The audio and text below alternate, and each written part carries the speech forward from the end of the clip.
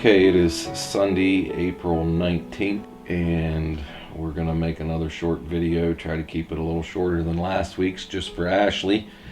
But there was something that I've been thinking about for the last week or so.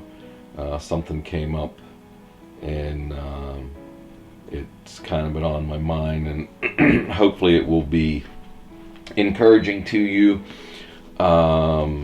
as we continue through this mess that our country is in. Hopefully things are starting to taper off. At least that's what they tell us. They're now talking about hopefully coming up with answers as to how we can start eventually opening up the country here and getting life back to normal. Hopefully sooner than later we'll see you in person and we'll be in church together again. But I want to talk to you about this subject. And a lot of times, especially times like this in life when we're things are uncertain, things are unsure, some people get nervous, some people get irritated, some people don't like what they see around them. Everybody has a different reaction to it. Some people are scared. And so I was thinking about all of that and thinking about things that I've seen this week. And I was thinking about, I've been reading Daniel in the book of Daniel, and I want to show you a couple things in there, and hopefully this will be an encouragement to you. If I was going to, really don't have any points, it's just some things that I want to bring out. If I was going to name this message, which I rarely do, I would name it, I would give it a name, and that name would be Mario. And I'm sure you're looking at me now thinking that's a strange name, and it truly is a strange name. But when I get to the end of this, I'm going to tell you a little story. And I used to get the Fur Fish and Game magazine, and I liked that magazine because they had this little article in it. It was like a one-page article every month that they printed, and the title to it was "This Actually Happened to Me," and people would write stories in of crazy things, funny things that happened to them while they were hunting, fishing, trapping, whatever.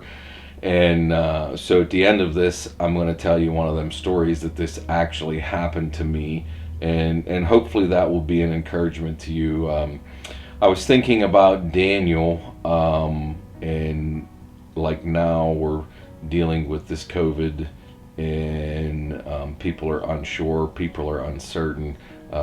They get up every day, they look at the news, they watch things, they see what's going on.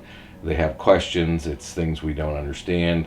A fella asked me the other day, what did I think about it? And I said, I think I don't know, because I don't know what the outcome's going to be. It's something that we've never dealt with before. It's something that we've never seen before. And at the same time, I'm reading Daniel, and I'm thinking the same thing about Daniel. And Daniel, we'll read a few verses here, and I want to bring a couple things to your mind and bring it to remembrance. We're not exactly sure how old Daniel was when he was taken into captivity. Somewhere, some people suggest as young as 12 or 13. Most people seem to agree he was probably between 15 and 18 years old when he was taken into captivity. But, you know, when this happened, I believe he was made a eunuch. A lot of people do think that, and there's some discrepancy about it. It's not something that I would argue about. But there seems to be some other scriptures that kind of back up that theory. But, you know, at this time in his life, Daniel was living in uncertain times. Things were changing rapidly and fastly in Daniel's life. And a lot of times when we do stuff like that, when things like that happen in life, we must, as a Christian, purpose to do what's right, purpose to live what's right, purpose to be what's right. And not only that, but realize that just because of the circumstances that we're in today doesn't mean that God doesn't have a plan, doesn't mean that he doesn't know where we're at. He hasn't forgot about us. He knows where we're going. He knows what we'll be doing tomorrow.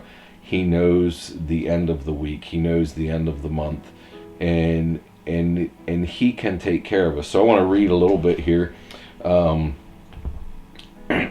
Daniel chapter 1 and verse 1. In the 3rd year of the reign of Jehoiakim, king of Judah, came Nebuchadnezzar, king of Babylon, unto Jerusalem, and besieged it. And the Lord gave Jehoiakim, king of Judah, into his hand. So, in other words, Nebuchadnezzar, king of Babylon, attacked Jerusalem, took it over, and he was taken over by Nebuchadnezzar. Then it goes on to say, with part of the vessels of the house of God, which he carried into the land of Shinar, to the house of his God, and he brought the vessels into the treasure house of his God. Verse 3, and the king spake unto Ashpenaz, the master of the eunuchs, that he should bring certain of the children of Israel, and of the king's seed, and of the princes, children in whom was no blemish, but well favored, and skillful in all wisdom, cunning in knowledge, and understanding science, and such as had ability in them to stand in the king's palace, and whom they might teach the learning and the tongue of the Chaldeans. And the king appointed them a daily provision of the king's meat and of the wine which he drank, so nourishing them 3 years, that at the end thereof they might stand before the king.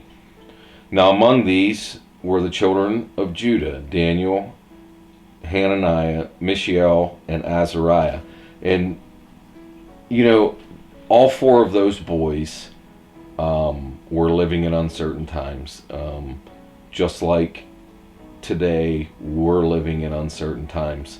But these boys had something that I think is very interesting. They lived in uncertain times, and yet they were settled in their walk with the Lord, and they had put their faith and trust in God. And that's kind of what I want to challenge you to do today.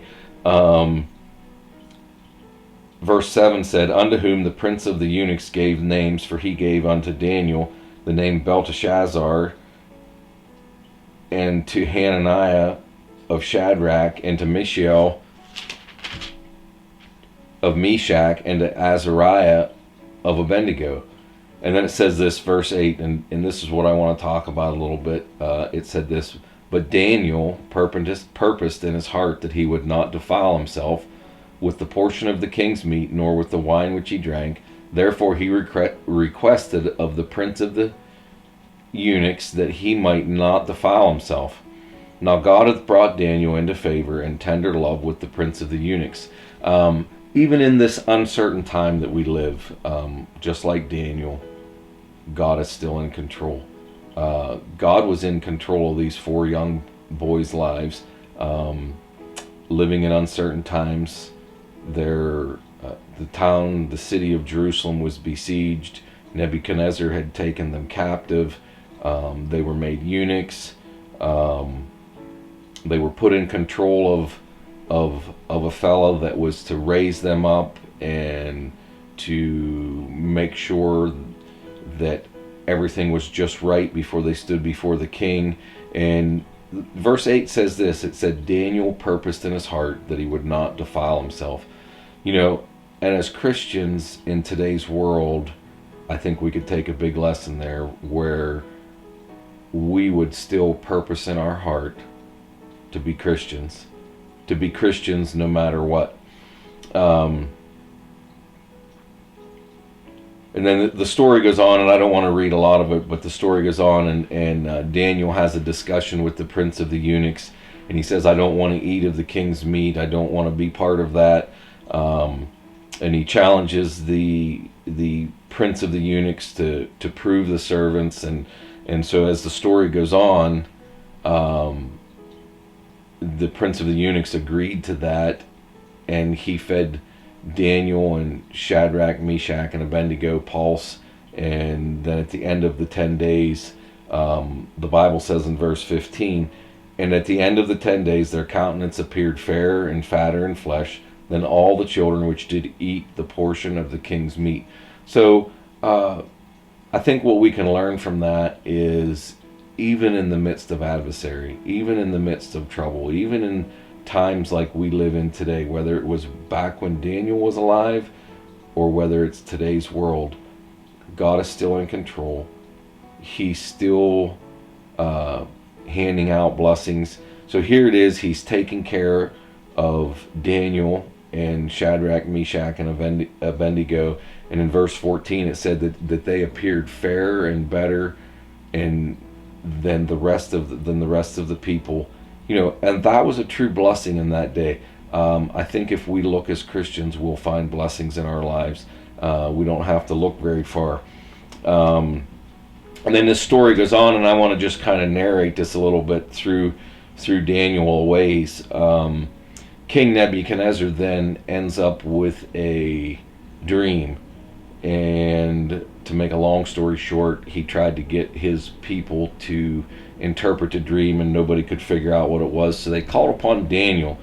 And chapter 2, verse 19, Daniel said this: Then was the secret revealed unto Daniel in a night vision. Then Daniel blessed the God of heaven.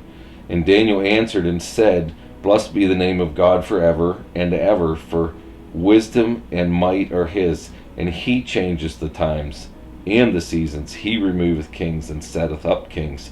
He giveth wisdom unto the wise, and knowledge to them that know understanding. So before this happened, the king was so irritated that no one could interpret the dream that he was going to have all of the wise men and the astrologers killed. And so Daniel got called upon, and he asked Shadrach, Meshach, and Abednego to pray for him that God would reveal this to them so that they might not die. So we find that is a true blessing in Daniel's life. Even though he was living in uncertain times, there were blessings there. God was taking care of him. If you scoot on down there to verse 28, Daniel is talking to the king, and he's getting ready to explain the dream. And Daniel said this, he made this comment: But there is a God in heaven that revealeth secrets, and maketh known to the king Nebuchadnezzar what shall be in the latter days. Thy dream and the visions of thy head upon thy bed are these. And then he went on to tell that dream and foretell what King Nebuchadnezzar had seen. But I thought what was interesting was, before Daniel did this, he took a moment and he gave thanks to God, and he told King Nebuchadnezzar about God. And I really think that as Christians, if we take time and we focus, that we'll find places, even though we're living in uncertain times, we'll find blessings. We'll find where God did over and above what we thought he even could do, what we thought he would do, and he did over and above it. You'll find, if you go a little bit farther, chapter 2, verse 46, after the dream, then the king Nebuchadnezzar fell upon his face and worshipped Daniel, and commanded that they should offer an oblation and sweet odors unto him. The king answered unto Daniel and said, Of a truth it is that your God is a God of gods, and a Lord of kings, and a revealer of secrets, seeing thou couldest reveal this secret. Then the king made Daniel a great man, and gave him many great gifts, and made him ruler over the whole province of Babylon, the chief of the governors over all the wise men of Babylon. That was a blessing to Daniel. And when I think back, and there's only a couple chapters difference here, but when you read the first chapter, and you read when Jerusalem was besieged, and that Daniel was taken captive, and I believe at that point was made a eunuch. Those were pretty dark times for Daniel, but yet Daniel in chapter 8, chapter 1, verse 8, it said Daniel purposed in his heart to not defile himself. and he continued to live for the Lord, even in dark times, even in unsure times, even in unquestionable times. He did not give up on God because he knew what God could do.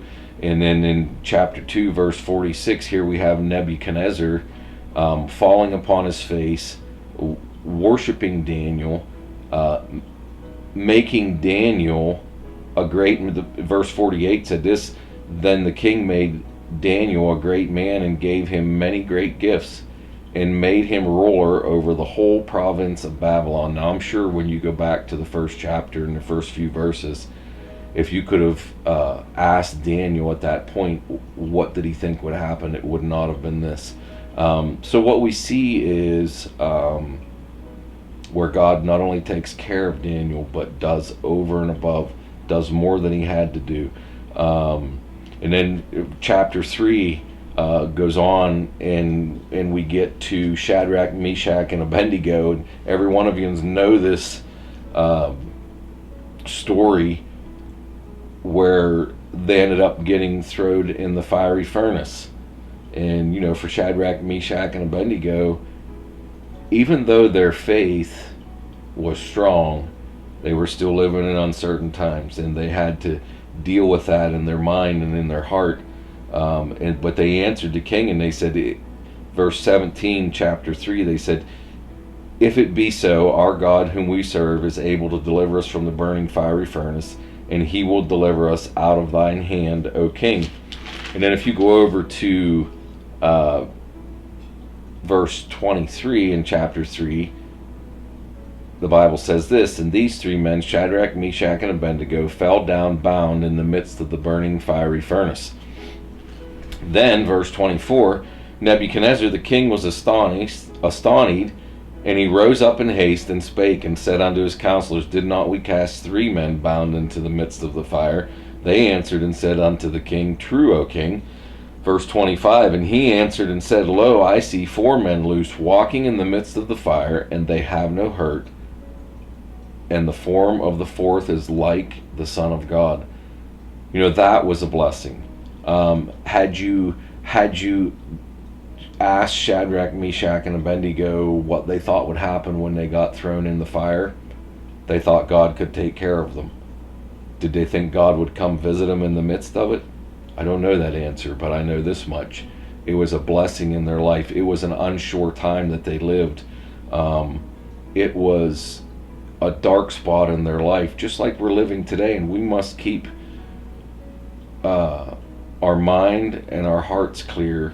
And like Daniel said in verse 8 of chapter 1, "I will not defile myself. I will not back down. I will not quit being a Christian." Chapter 4, Daniel, well, let's skip a little bit here. Daniel chapter 4, verse 25, Daniel's interpreting another dream. And he said, and he tells Nebuchadnezzar, "Till thou know that the Most High ruleth in the kingdom of men, and giveth it to whomsoever he will." And it just goes on and on and on. Chapter 5 goes to Belshazzar and the finger on the wall, and they call Daniel, and Daniel takes care of it. And then we go to Darius, and how Daniel prayed out his window and ended up in the lion's den. In verse 20 of chapter 6, Daniel said this: "And when he came to the den, he cried with a loud voice," talking about Darius, "with a lamentable voice unto Daniel. And the king spake and said to Daniel," and now Daniel here is in the lion's den, "O Daniel, servant of the living God, is thy God whom thou servest continually able to deliver thee from the lions?" Then said Daniel unto the king, "O king, live forever. My God has sent his angels, and has shut the lions' mouths, that they have not hurt me."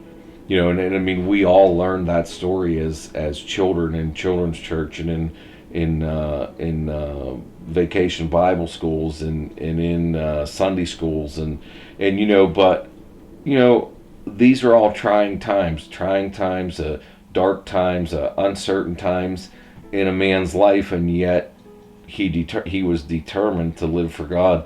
And I think that we can learn a lot from it, and there's a lot more that could be said out of Daniel, but it just kind of gives you the highlights of a man who lived through uncertain times. They figure that he lived to be about 90 years old, spent about 70 of those years in captivity, lived through that, and yet all the way through that captivity, God took care of him. God gave him blessings, and over and above what even I believe Daniel thought he would do. And that brings me to a verse that I want to read to you in Ephesians chapter 3, and then I'll explain to you the reason of the title to this tonight. Ephesians chapter 3 verse 20. Now unto him that is able to do exceedingly abundantly above all that we ask or think, according to the power that worketh in us. I think David experienced that, or Daniel experienced that verse when he was living. And I believe that we experience that verse now. I mean, think of it. Paul said this, now unto him that is able to do exceedingly abundantly above all that we ask or think. In other words, what I think I'd like to see happen, or what I'd ask for, even if I think big, even if I think way out there, Paul said he's able to do exceeding abundantly above all that we can ask or think. And you know, this happened to me this week, and I'll tell you the story, and we'll be done. And now you'll understand the title to the message, Mario. And it would do, I would be doing you an injustice had I not talked about this. I've told my church several times there are things that have happened in my life that I do not like to talk about because it drags up emotions. It drags up memories of bad things. But what I try to do is think of the good things out of it. So I'll give you a little bit of background, a little bit of my testimony. In the fall, probably, I don't know exactly, October, maybe, I think about October, beginning of October, my number 2 son was diagnosed with a brain tumor, and they sent him to Children's Hospital, and they told us it was a medulloblastoma. Pretty rare, pretty unheard of. So as we started going through that, they gave us he went through a head brain surgery that lasted about 12 hours. We were in the hospital for about 2.5 weeks, and there is when they released him to come home, there was not a real good recovery rate.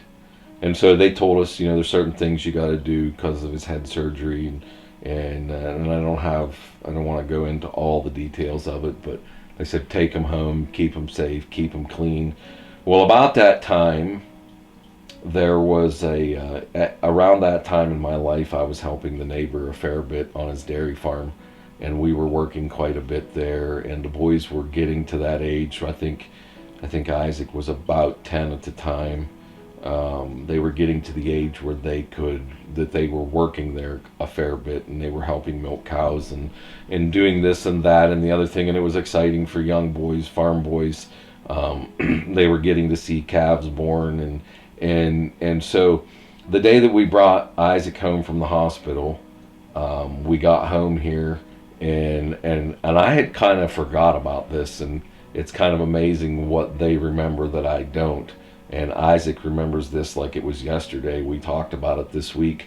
When he got home, he hadn't been to the farm for 3 or 4 weeks, and he wanted to go in the worst kind of way. And me and his mom Liz and I told him, no, you can't go.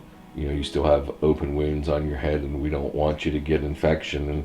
And of course, all the excuses that we make, and of course, he kept pushing. And he wanted to go to the farm, and he wanted to see what was going on, and go see Tony and Sue, and they're a wonderful couple. And Sue is a registered nurse, and she works at the hospital in town, and so he wanted to go, and I finally said, okay, Isaac, I'll take you.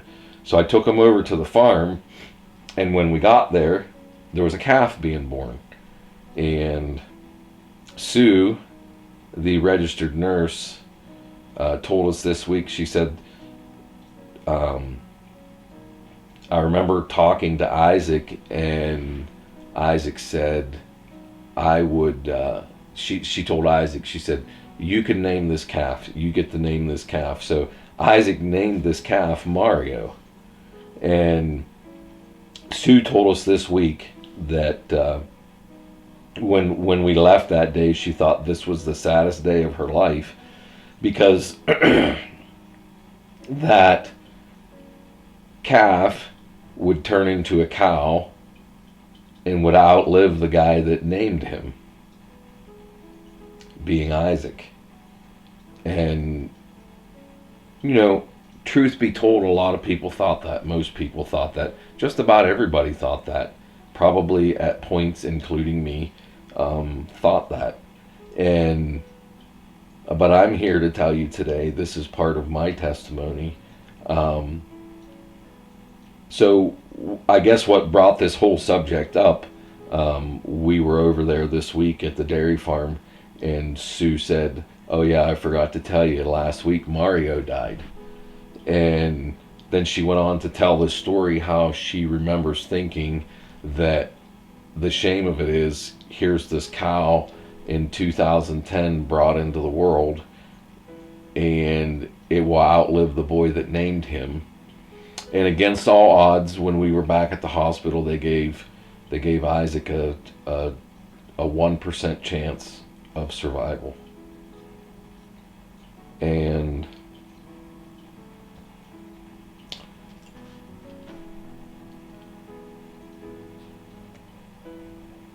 when I heard the story of Mario, I had kind of forgot about it, and Isaac filled me in rapidly, because he can remember it like it was yesterday. I don't know. I asked Liz if there was a Mario 2 on the farm from Mario, and I never got that answer, so I don't know if it's being carried on or not. But I know this, Ephesians chapter 3. Sorry, I'm got a frog in my throat. Ephesians chapter 3 and verse 20 says this: now unto him that is able to do exceeding abundant above all that we ask or think, according to the power that worketh in us. Folks, we serve a God that's able to do exceedingly abundantly above. Exceedingly abundantly above all that Doug can think. As high as I can think, he can do above it. As high as you can think, he can do above it. He is able to take care of us. He took care of Daniel when he went into captivity. He took care of Shadrach, Meshach, and Abednego in the fiery furnace. He took care of Daniel when he was in the lion's den. He took care of Daniel when he was fixing to be killed for not being able to interpret a dream.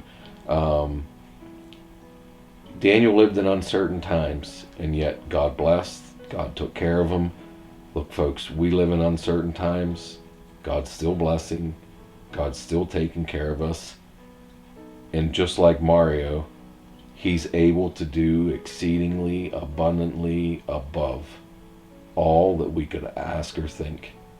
So this week, think about that. God's blessings.